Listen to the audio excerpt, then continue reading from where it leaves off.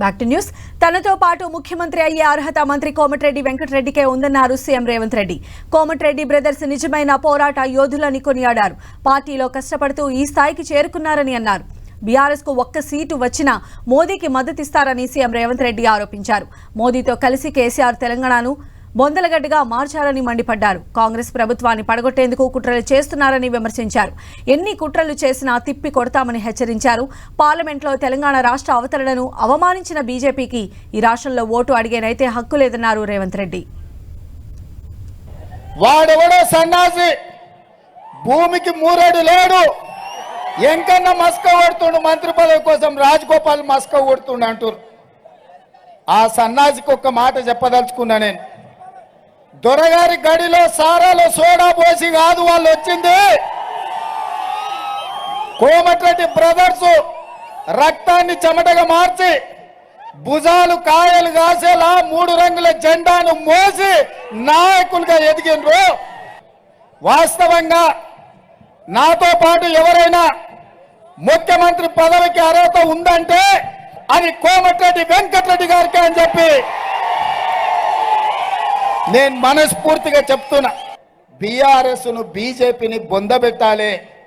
BRS కు ఒక్క seat ఏమన్నా వచ్చినా ఢిల్లీకి పోయి మోడీకే తాకట్టు పెడతాడు. గత 10 సంవత్సరాలలో ఏ అవకాశం వచ్చినా, ఏ బిల్లు పెట్టినా బీఆర్ఎస్ బీజేపీలకే మద్దతు పలికింది. నోట్ల రద్దు కావచ్చు, జీఎస్టీ బిల్లు కావచ్చు, ట్రిపుల్ తలాక్ కావచ్చు, 370 ఆర్టికల్ కావచ్చు, రైతు వ్యతిరేక నల్ల చట్టాలు కావచ్చు, ఏ సందర్భం వచ్చినా మోడీకే ఈ కేడీ మద్దతు పలికిండు తప్ప ఏ రోజు కూడా మోడీతో కొట్లాడే ప్రయత్నం చేయలే. ఇవాళ పేదోళ్ళ పిల్లలకు ఉద్యోగాలు ఇచ్చినందుకే కదా ఈ ప్రభుత్వం మీద కక్ష కట్టింది కేసీఆర్ అని నేను అడుగుతున్నా. మేం తీసుకోలే, మా ఇంట్లో పంచుకోలే, మా ఇంటికేం మూట కట్టుకోలే. పేదోళ్లకు 30,000 ఉద్యోగాలు 3 నెలల్లో ఇచ్చిన మాట వాస్తవం కాదా? 30,000 ఉద్యోగాల వివరాలు ఇస్తా.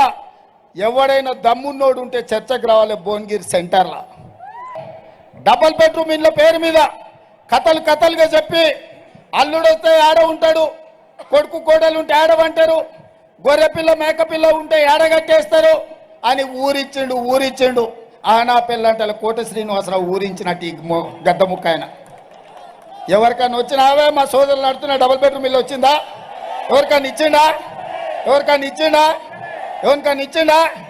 10 ఏళ్ళైన ఒక్క పేదోనికి డబుల్ బెడ్రూమ్ ఇయ్యలే ఆ సన్నాసి. కొత్తగా వచ్చిన ప్రభుత్వం 6 నెలల సంసారం చక్కగా జరగని అని అంటాడా? లేకపోతే పిల్లి శాపనార్థాలు పెట్టినట్టు ఇది కూలిపోతుంది, ఇది పడిపోతుంది అంటున్నా. నీ అయ్యా జాగిరా, ఇది ఏమన్నా ఫుల్ బాటిల్ అనుకుంటున్నా బిడ్డ? కూలనికే పడనికే లాగుల తొండలిడిచి కొట్టిపిస్తా మా నల్గొండ సోదరులతోటి బిడ్డ నువ్వు అనుకుంటున్నావు. ఈడెవ్వడు అల్లటప్పుడు లేడు. అవుతుంది బిడ్డ నీకు పెళ్లి మల్లమలగిన ఇట్లా మాట్లాడినావు అంటే మా రాష్ట్రాన్ని అవమానించిన నువ్వు మా రాష్ట్రంలో ఓట్లు అడగనికే నీకు అర్హత ఉందా అని మోడీని అడుగుతున్నానే. మీరు ఒక్కసారి ఆలోచన చేయండి తెలంగాణ ఉద్యమకారులారా. నరేంద్ర మోడీ పార్లమెంటు సాక్షిగా తెలంగాణ రాష్ట్ర ఏర్పాటు ప్రక్రియను తప్పుపట్టి కాంగ్రెస్ పార్టీని దోషిగా నిలబెట్టి పార్లమెంటు తలుపులు మూసిందని చెప్పి మా కళ్ళ ముందు మాట్లాడుతుంటే మా కడుపు మండదా? నాకు, ఎంకన్నకు, ఉత్తమన్నకు పార్లమెంట్లో అని నేను అడుగుతున్నా. మా రాష్ట్ర అవతరణనే తప్పుపట్టిన నువ్వు మా రాష్ట్రంలో ఓట్లు అడిగే నైతిక హక్కు ఉందా?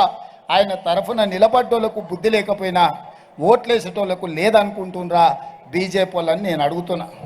ఇవాళ పాపం క్యామ మల్లేసి నాకు మంచి మిత్రుడే. క్యామను ముందల పెట్టిండు, వెనకంగా బూర ఊతున్నాడు కేసీఆర్. మోసం, గొల్ల కురుమల్ని మోసం చేస్తుండు. గెలిచేటప్పుడేమో బిడ్డ కొడుకుని పెట్టుకుంటాడు, ఓడేటప్పుడేమో గొల్ల కురుమల్ని పెడతాడు. ఓడగొట్టడానికి, మోసం చేయడానికి. వెనకాల గూడు పుటాని జరుగుతుంది. బిడ్డకి బెయిల్ కావాలంటే భువనగిరిలో బీఆర్ఎస్ బీజేపీకి మద్దతు ఇవ్వాలంట.